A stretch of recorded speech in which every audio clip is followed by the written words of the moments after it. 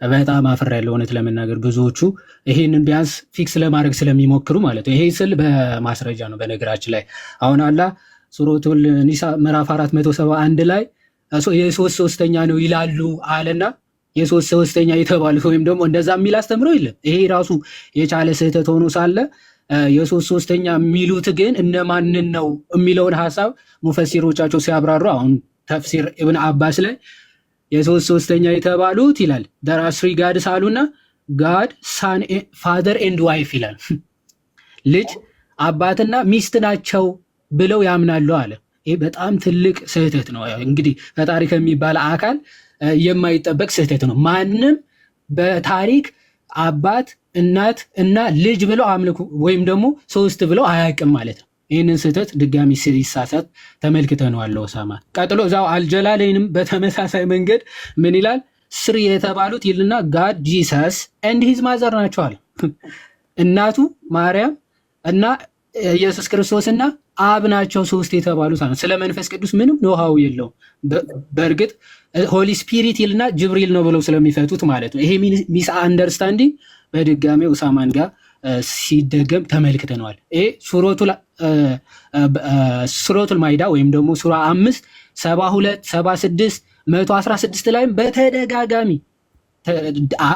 የሚፈጸም ስህተት ነው ቁርአን ላይ ማለት ነው። ሶ የትሪኒቲ ጽንሰ ሐሳብ በቁርአን ላይ የተሳሳተው ኡሳማን ደግሞ በድጋሚ ሲሳሳተው ተመልክተናል።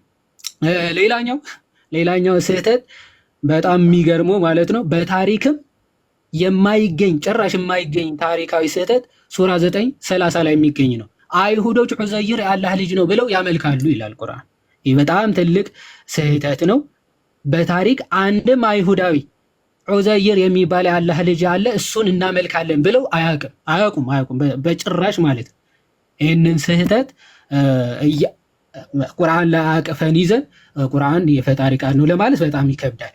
ባይዘው ይሄ በአውተንቲክ በሆኑ ሐዲሶችም መጨረሻ በትንሣኤ ቀን አይሁዶች ይጠሩና ይቀሰቀሱና ይላል ማንን ነበር የምታመልኩት ተብለው ሲጠየቁ ዑዘይር የሚባል የአላህ ልጅን ነበር የምናመልከው ይላሉ ይላል። እኔ እንደው በታሪክ አሁን ኦሳማ ይህንን እንደ ጥያቄ ትይዝልኛለህ። በታሪክ ለናሙና ከአይሁዶች መካከል ዑዘይር የሚባል የአላህ ልጅ አምላክ ነው ብለው ያመልኩ እንደነበር አንድ ለናሙና ማስረጃ ትሰጠናለህ ብዬ ተስፋ አደርጋለሁ። ወደ ስላሴ ጽንሰ ሐሳብ ልምጣና በእስልምና ባይዘው አንድ አምላክ አለ ይባላል እንጂ አንድ አካል የሚባል ትምህርት በቁርአን ጭራሽ ሽታው የለም። አንድ አካል የሚባል ትምህርት በቁርአን የለም፣ ሊያመጡ አይችሉም። በአንጻሩ ግን አላህ ራሱ ከአንድ በላይ መሆኑን ማሳየት ይቻላል ማለት ነው። አንድ አካልነት በአካል ነው እያልኩ ያሉት ኦኬ፣ አንድ አምላክ ነው ምናምን የሚሉ ሊገኙ ይችላል። አንድ አካል ነው የሚል ግን ለናሙና ያክል አንድ ማስረጃ ሊያመጡ አይችሉም። ሱረቱል ኢኽላስ 112ኛ ምዕራፍ ሲጠቅስ ነበር ባይዘው አሃድ ነው የሚለው ኦኬ፣ አሃድ የሚለው ዩኒቲ ኦፍ ዋን ማለት ነው ኦኬ፣ የብዝሃነት አንድነት እንጂ ኦንሊ ዋን የሚለውን የሚያሳይ ጥቅስ አይደለም። እዛው ዝቅ ብሎ አላሁ ሰመድ የሚል ነገር አለ። አልወለደም አልተወለደም ይላል። አይወልድም አይወለድም ግን አይልም። በአንጻሩ ግን በቁርአን በተለያዩ ስፍራዎች አላህ ራሱ ብዝሃነት እንዳለው ሲናገር ለምሳሌ ሱራ 7:21 ላይ እንዲህ ብሎ ይናገራል። ኦኬ ሶሪ ሱራ 17 ማለት ነው። ሱራ 17:21 ላይ እንዲህ ብሎ ይናገራል። እሺ ምን አለ? ሚስትን ወይም ደግሞ ልጅን በሻን ኖሮ ከራሳችን እንይዝ ነበር ይላል። ኦኬ ሚስት ወይም ደግሞ መጫወቻን በፈለግን ኖሮ ከራሳችን ምን እናደርግ ነበር ይላል? እንይዘው ነበር ይላል። ሱራ 21:17 ላይ መጫወቻን ወይም ደግሞ ሚስትን ልጅን ልንይዝ በሻን ኖሮ ከእኛ ዘንድ በያዝነው ነበር ይላል። አሁን ከእኛ እያለ እየተናገረ ያለው አምላክ ነው ማለት። ለምንድን ነው እኛ እያለ እየተናገረ ያለው? አሁን ሙስሊሞች ሚስ ኢንተርፕሪት ያደርጉታል። አይ ራሱን ለማክበር ፈልጎ ነው። እሺ እኔ ሲልስ ራሱን እያዋረደ ሲያዋርድ ነው እኔ የሚለው ኦኬ፣ እኛ ብሎ ሲናገር ትመለከተዋለህ። ብዙ ቦታዎች እኛ እንዲህ አደረግን ከመንፈሳችን ነፋን ይላል። አደምን ስንፈጥረው ከመንፈሳችን ነፋንበት ይላል። መንፈሳችን እያለ ያለው አንድ አካል ነው። እንዴት እኛ ሊል ይችላል አንድ አካል? ኦኬ። በተቃራኒ በሙስሊሞች ቁርአን ራሱ አንክሪኤትድ ቢንግ ነው ብለው ነው የሚያምኑት። ያልተፈጠረ አካል ወይም ያልተፈጠረ ነገር ነው ብለው ያምናሉ። ይህ ቁርአን ግን በመጨረሻ ቀን ሰው መስሎ ይመጣል። ኦኬ ቁርአን ራሱ ሰው መስሎ ይመጣል። ማስረጃ ሱናን ኢብን ማጃህ በደንብ አስተውሉ። ሱናን ኢብን ማጃህ ሱራ 3781 ላይ ምናልባት ማስረጃ መክፈት ያስፈልጋል። ኦፍ ኮርስ አዎ ያስፈልጋል።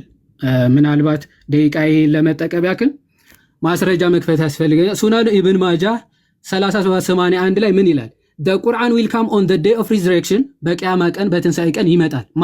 ቁርአን ፍጡር ነው? ፍጡር አይደለም። በሙስሊሞች አስተምሮ ፍጡር ከሆነ ኦሳማ ይነግረናል ማለት። ይህ ፍጡር ያልሆነው ቁርአን በቂያማ ቀን በትንሣኤ ቀን ምን ሆኖ ይመጣል ይላል? ላይክ ኤ ፔል ማን ይላል። ኦኬ ልክ እንደ ድሃ እንደ ተቸገረ ሰው መስሎ ይመጣል ይላል ቁርአን። ስለዚህ የሚመጣው ቁርአን ያ ያልተፈጠረው ቁርአን ፍጡር ነው? ፍጡር ካልሆነ ፍጡር ያልሆነ ሁለተኛ አካል በትንሣኤ ቀን ይመጣልሃል። ምን ይላል?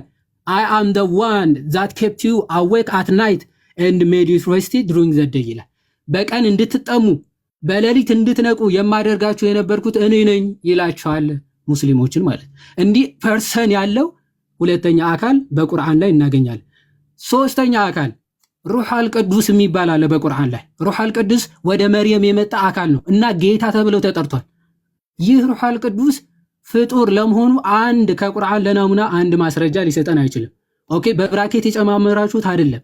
በብራኬት የጨመራችሁትን ትታችሁ በቁርአን ላይ ሩህ አልቅዱስ የተባለው ጅብሪል ነው የሚል ለናሙና አንድ ማስረጃ ሊያመጡ አይችሉም። ስለዚህ በእስልምና ራሱ 1% የሚለው ትምህርት በጭራሽ በኋላ ላይ ፋብሪኬት የተደረገ ትምህርት ነው። ተውሂድ የሚለውን ትምህርት በኋላ ላይ የመጣ የሰው ፍልስፍና ነው። ተውሂድ የሚለው አስተምሮ ማለት ባይዘወይ ተውሂድ ማለት ራሱ በቁርአን ላይ ቃሉ የለም። በኋላ ላይ ግን ሙስሊሞች ፋብሪኬት ያደረጉት ቃል ነው። ግን ፋብሪኬት ቢያደርጉትም ተውሂድ ማለት ዩኒፊኬሽን ማለት ነው። ኦንሊ ዋን ማለት አይደለም፣ ውህደት ማለት ነው። ኦኬ አላህ ውህድ ነው። የማንና የማን ውህድ የሚለው ማስረጃ በኋላ ላይ ይሰጡናል ብዬ አስባለሁ። አሁን ዲቴይል ሌሎች አስተምሮቶች በነገረ ድህነት ባይዘወይ ምንም ሊነካ አልቻለም ወንድማችን። ለምንድነው ሊነካ ያልቻለው? በእስልምና ነገረ ድህነት የሚባል ትምህርት የለም። ወይ ተወስኖብህ ትድናለህ ወይ ደግሞ ተወስኖብህ ይፈረድብሃል ማለት ነው። የሙስሊሞች ወደዚህ ዓለም መምጣት ራሱ የአላህ ቅድመ ውሳኔ ነው እንጂ በአዳም ፐርሰናል ጥፋት የመጣ አይደለም። ማስረጃ ሰሒህ አልቡኻሪ 3409 ላይ ኦኬ ምን ይላል? አደምና ሙሳ እርስ በርሳቸው አርጊው ያደረጉ ይላል። እርስ በርሳቸው ተከራከሩ። ምን ብለው? በአንተ ምክንያት ነው በአዳም ጥፋት ምክንያት ነው ከገነት የተባረር ነው ብሎ ሙሴ አደምን ይወቅሰዋል። ኦኬ ሲወቅሰው ግን አዳም ምን ብሎ መለሰ? አዎ ትክክል በእኔ ጥፋት ነው የወጣ ነው አለ አላለ? አላህ ከመፈጠሬ ከ40 ዓመት በፊት የወሰነብኝ ውሳኔ ነው አለ። ይኸው የሚታያችሁ ከሆነ ምን አለ?